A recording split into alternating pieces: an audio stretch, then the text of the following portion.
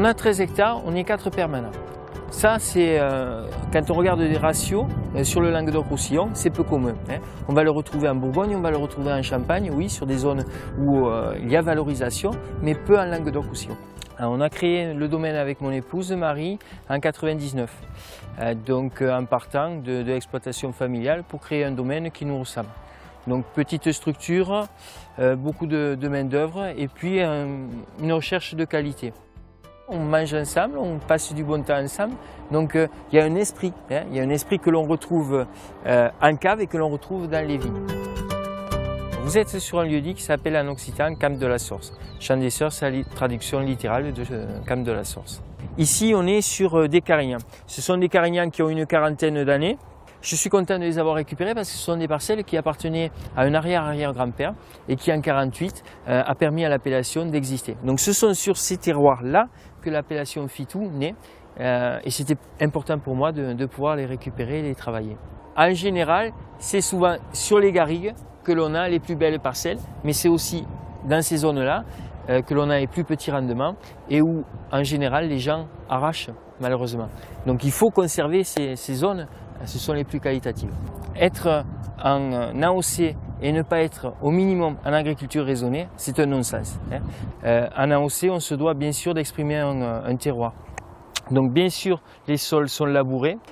Ensuite, pour éviter les traitements, on effeuille aussi les souches pour aérer les raisins et leur permettre de profiter du soleil, ce qui permet aussi de limiter les traitements.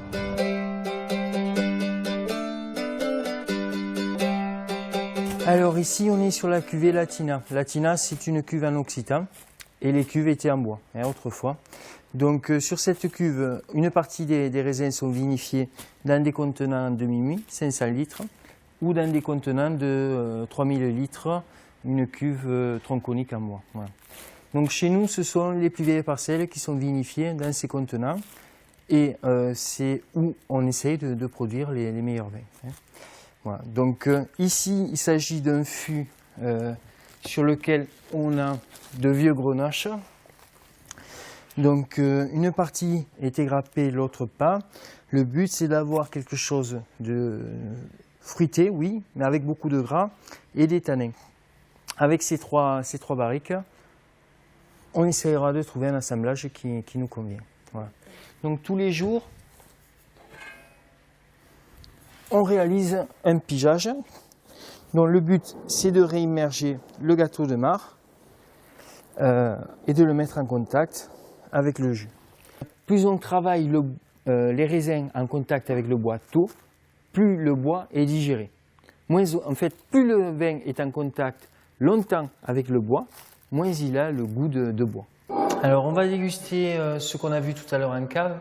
Donc, on va déguster un Fitou Latina 2009. Ce Fitou-là, on ne l'a pas encore mis à la vente, on est en phase d'élevage en bouteille. Après les 18 mois en cuve, on attend toujours un an avant de mettre le vin à la vente. On a à la fois du fruit, une base de fraîcheur, d'acidité du haut-carignan et un côté épicé aussi sur le vin. La plupart des vins sont consommés dans les 2 ans qui suivent, c'est une erreur. Prenez le temps, attendez, les vins ne seront que meilleurs et vous prendrez plus de plaisir. Travailler mes sols, travailler mes terroirs, travailler mes cépages, avoir une hygiène en cave et aussi des fondements œnologiques qui sont présents, mais le plaisir derrière qui doit être conservé, le plaisir qu'on a eu à élaborer nos vins, le transmettre pour que le plaisir soit aussi là en bouteille.